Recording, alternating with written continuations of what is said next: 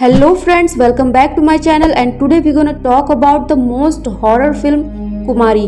Movie की starting में एक दादी माँ अपने पोते को एक कहानी सुनाती है, एक पौराणिक कथा जिसमें एक देवी अपनी सहेली देवियों के साथ भूलोक में शेयर करने आती है और यहाँ आकर उन्हें भूलोक बहुत पसंद आता है। यहाँ के लोग, यहाँ के रीति रिवाज, उन्हें सब कुछ बहुत अच्छा लगता है। सैर करने के बाद सारी देवियां देवलोक वापस चली जाती हैं, लेकिन एक देवी भूलोक में ही रुक जाती है और एक इंसान से प्रेम करने लगती है और कुछ टाइम बाद उन दोनों के ढेर सारे बच्चे भी होते हैं। लेकिन ये बच्चे ना तो इंसान थे और ना ही देवता, बल्कि ये बच्चे काफी डरावने राक्षस होते हैं और उनका स्वभाव भी बिल्कुल वैसा ही था। अब ये बच्चे धरती पर उत्पात मचाने लगते हैं और इंसानों को नुकसान पहुंचाने लगे। देवी जिस भूलोक को इतना ज्यादा प्यार करती थी, उसे ही वो बच्चे नष्ट करने लगे।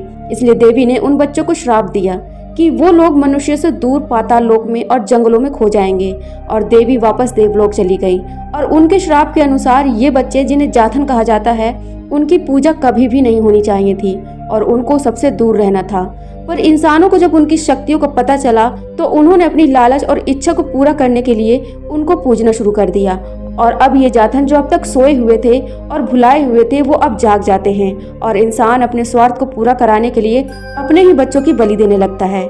आखिर इंसान अपने ही बच्चों की बलि आखिर क्यों और किस लिए दे रहा है? इसका जवाब मिलेगा हमारी आज की माइथोलॉजिकल फिल्म कुमारी में, इसलिए वीडियो को एंड तक जरूर देखें। लेकिन आगे बढ़ने से पहले आपसे एक छोटी सी रिक्वेस्ट है, अगर आप हमारे चैनल पर नए हैं या फिर अभी तक आपने हमारे चैनल को सब्सक्राइब नहीं किया है तो प्लीज सब्सक्राइब करके बेल आइकन प्रेस कर लीजिए ताकि आपको इसी तरह के अमेजिंग और फ्रेश कंटेंट मिलते रहें। तो चलिए अब आते हैं मूवी की मेन स्टोरी लाइन पर। कई हजारों साल बाद जहां सबसे पहले एक खेत में हम एक लड़के को देखते हैं जिसका नाम होता है चुक्कन। चुक्कन जब वहां से जा रहा होता है तो वो गलती से थुप्पन नाम के एक आदमी के पास पहुंच जाता है जो असल में उस गांव का मुखिया होता है। वो चुक्कन को बहुत गलत सलत बोलता है। थुप्पन एक बेरहम जमींदार है जो लोगों को कर्ज देने के बाद उनका शोषण करता है। थुप्पन की बीवी अंदर से ये सब कुछ देख रही होती है। उसे अपने पति का बर्ताव अच्छा नहीं लगता। जब वो बाकी मजदूरों को खाना देती है तो साथ में चुक्कन को भी खाना देती है और उससे पूछती है कि तुम अनाथ हो और इली मुलम के जंगलों में रहते हो, तुम्हें डर नहीं लगता? क्योंकि वहाँ तो चट्टन घूमता है और लोगों को मार देता है। चुक्कन कहता है कि चट्टन अच्छे लोगों को नुकसान नहीं पहुँचाता। वो पूछती है कि क्या तुमने चट्टन को देखा है? इस पर चुक्कन कोई जवाब नहीं देता और वहाँ से उठकर चला जाता है। वो उसे आवाज लगाती है क्योंकि वो अपना खाना खाए बिना ही वहाँ से चला गया था। अब थुप्पन की बीवी चुक्कन का छोड़ा हुआ आम जो वो जंगल से लाया था उसे उठाकर खा लेती है। उधर दूसरी तरफ चुक्कन थोड़ा खाना चट्टन के लिए भी ले आता है क्योंकि वो उसे अपना दोस्त बना लेता है और चट्टन भी उसे कोई नुकसान नहीं पहुंचाता क्योंकि चुक्कन का दिल बहुत साफ होता है। खाने के बदले में चट्टन उसे कीमती आभूषण देता था। इधर थुप्पन को पता चलता है कि उसकी बीवी ने उस अनाथ और अछूत बच्चे का जूठन खाया है, जिस पर वो अपनी बीवी को बहुत डांटता है और खुद को पवित्र करने के लिए पास के तालाब में नहाने जाता है, जहां वो देखता है कि वो लड़का चुक्कन वहां पहले से ही छुपकर नहा रहा है। अब इस पर गुस्सा होकर थुप्पन उसे पीटने लगता है कि उसने इस तालाब को अपवित्र कर दिया और अब वो उसे सीढ़ियों पर पटक पटक कर जान से मार देता है। उस बच्चे की मौत की खबर जब चट्टन को पता चलती है तो वो गुस्से से पूरे गांव को श्राप दे देता है, जिससे धीरे धीरे सभी गांव वाले एक अजीब बीमारी से ग्रसित होकर मरने लगते हैं। पूरे गांव में मातम फैलने लगता है। अब गांव वाले मुखिया के पास जाते हैं जहां मुखिया खुद इस बीमारी से ग्रस्त था। इस श्राप से मुक्ति पाने के लिए मुखिया थुप्पन देवी की पूजा करता है, लेकिन इसका कोई फायदा नहीं होता। इसके बाद वो देवी के दूसरे बेटे गरी देवन की पूजा करने लगता है और पूरा गांव इस श्राप से मुक्त हो जाता है। और अब यहाँ से कहानी कुछ साल आगे बढ़ती है और अब हमें कुमारी नाम की एक लड़की को दिखाया जाता है। कुमारी के माँ बाप अब इस दुनिया में नहीं हैं और वो और उसका भाई जयन अपने चाचा चाची के साथ रहते हैं। इस दौरान एक दिन कुमारी के लिए कानी रंगत परिवार के छोटे बेटे ध्रुवन का रिश्ता आता है। इस परिवार का मुखिया अब ध्रुवन का चाचा है जो एक जादूगर है और सांप का जहर निकालने का काम भी करता है। इनके अलावा ध्रुवन का एक बड़ा भाई है जिसका नाम अबचूतन है और उसकी बीवी है। सभी लोग इस रिश्ते से बहुत खुश हैं, लेकिन कुमारी का भाई जयन इस रिश्ते से बिल्कुल भी खुश नहीं है। वो कुमारी से बताता है कि कानी रंगत की जमीन शापित है। ध्रुवन को भी मानसिक तौर पर बीमारी है और इस वक्त उसके चाचा वहाँ के मुखिया हैं और वो बहुत ही क्रूर हैं। सब कुछ जानने के बाद भी कुमारी मान जाती है क्योंकि वो अपने परिवार वालों पर बोझ नहीं बनना चाहती थी। अब कुछ दिनों के बाद ध्रुवन और कुमारी की शादी हो जाती है। अब रास्ते में जब वो अपने ससुराल जा रही होती है तभी रास्ते में एक बुढ़िया उनका रास्ता रोककर कहती है कि वो कानी रंगत गांव में कदम ना रखे क्योंकि वो जमीन सदियों से शापित है।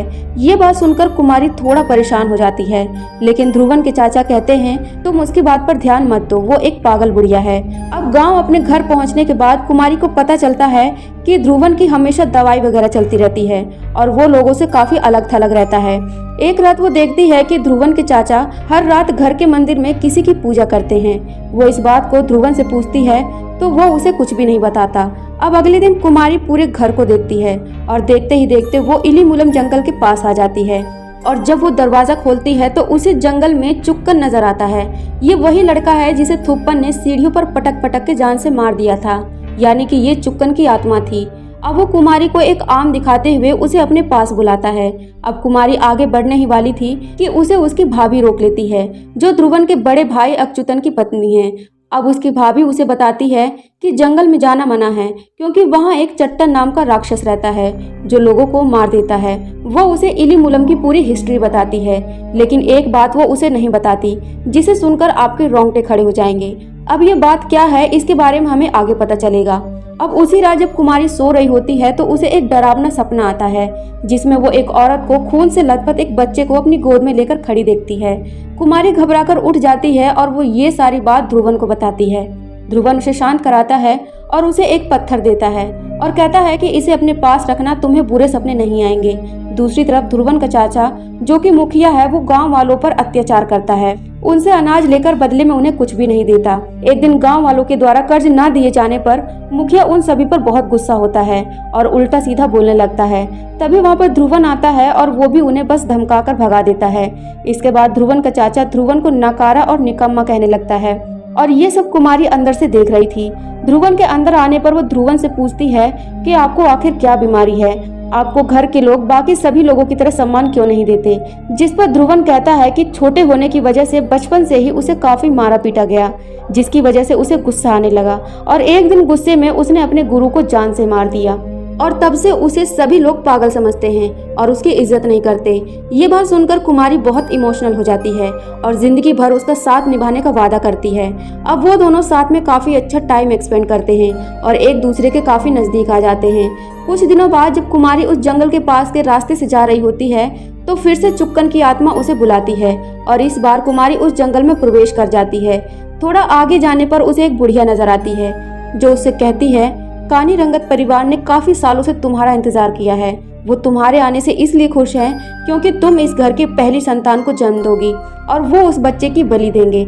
अगर तुम्हें अपने बच्चे को बचाना है तो सीधा इस जंगल में चली आना, क्योंकि यहाँ खुद इस जंगल के देवता चट्टन तुम्हारे बच्चे की रक्षा करेंगे।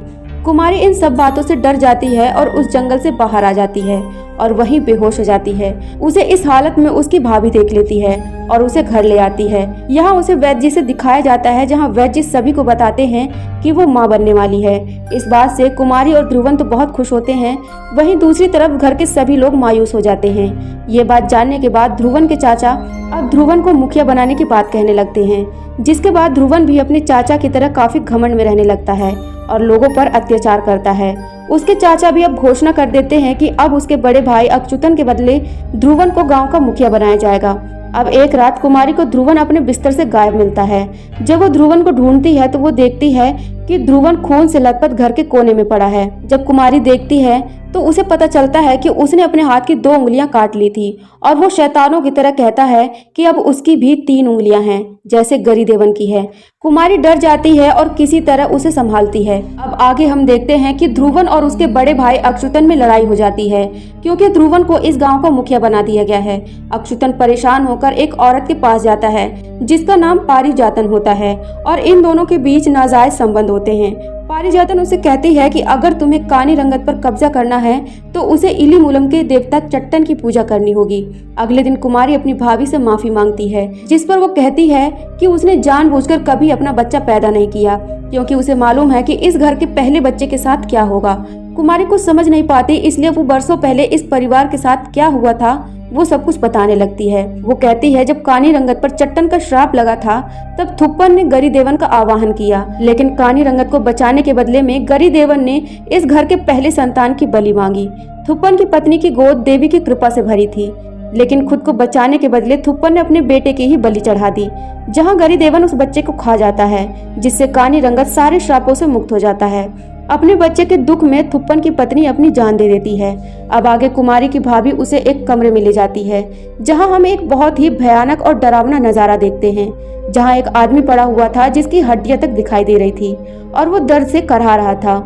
उसकी भाभी कहती है ये कोई और नहीं बल्कि थुप्पन है, जो अब अमर हो चुका है और अपने कर्मों की सजा भुगत रहा है। गरी देवन ने 12 पीढ़ियों तक इस परिवार की रक्षा की और अब वो फिर से एक बलि मांग रहा है, जिसके बाद फिर से 12 पीढ़ियों तक ये परिवार सुरक्षित हो जाएगा। उसकी भाभी कहती है कि अगर तुम्हें अपने बच्चे की जान बचानी है तो उसे चट्टन देवता की मदद लेनी होगी।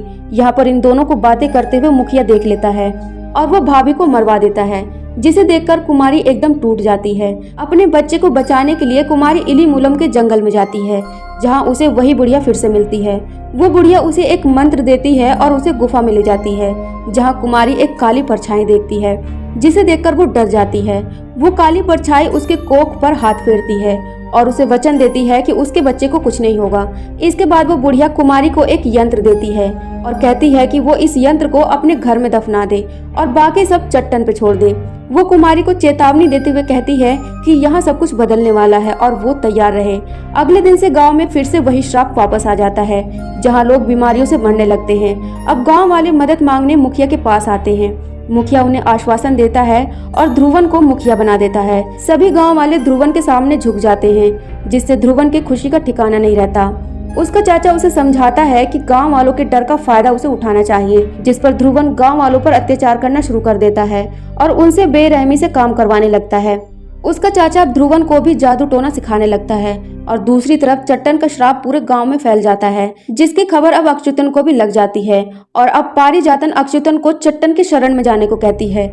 जिस पर एक रात अच्युतन इलीमूलम के जंगल में जाता है, जहां उसे चट्टन जान से मार देता है, क्योंकि उसका दिल साफ नहीं था और वो अपने स्वार्थ भाव से उसके पास आया था।